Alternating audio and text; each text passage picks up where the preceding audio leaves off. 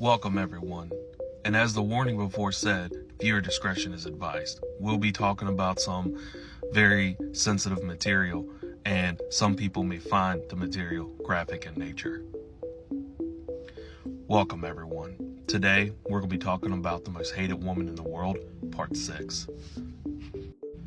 When we last left off, the police had confiscated a lot of stuff within the Anthony home, one of which was a computer that was in the family room.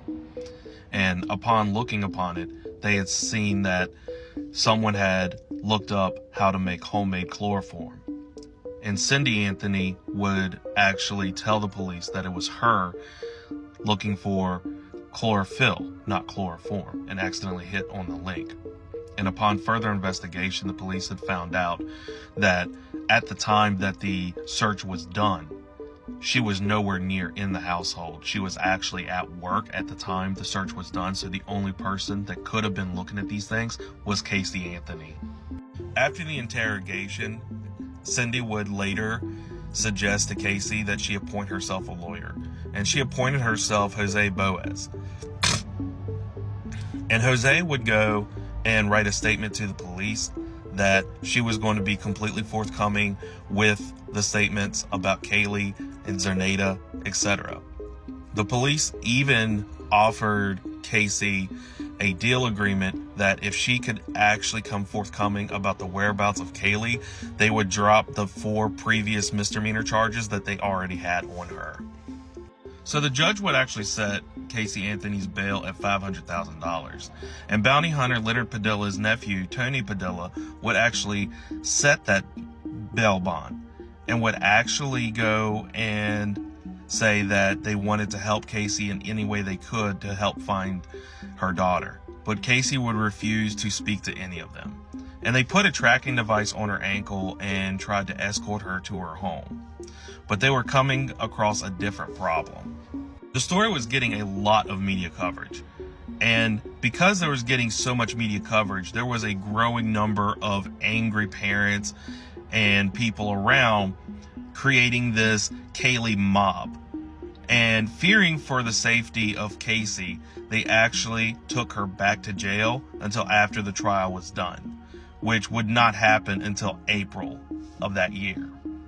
However, in October of that year, there would be a gentleman who would be walking by the Anthony house, and he had made a call to the police saying that he had found something very close by to the residence of the Anthony house, and it resembled almost like a skull. The police did not take the information very seriously, and they would just ignore his claims.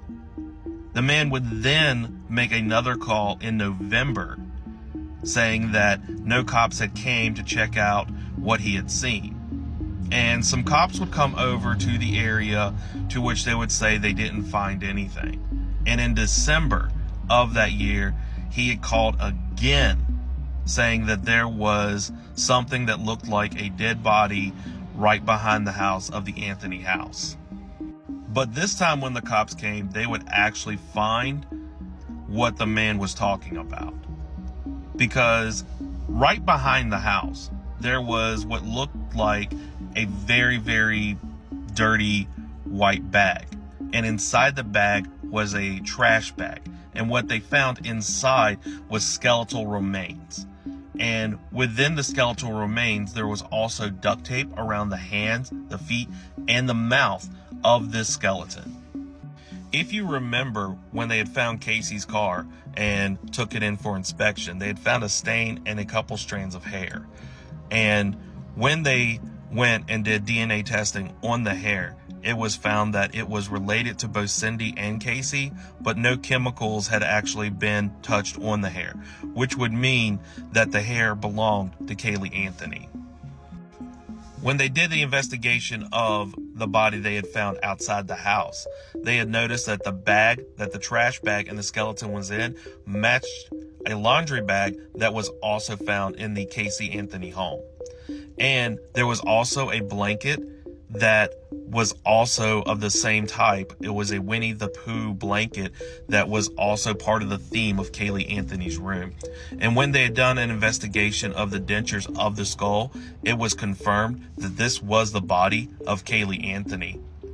And this only added fuel to the fire, to the mob that was growing with each growing day.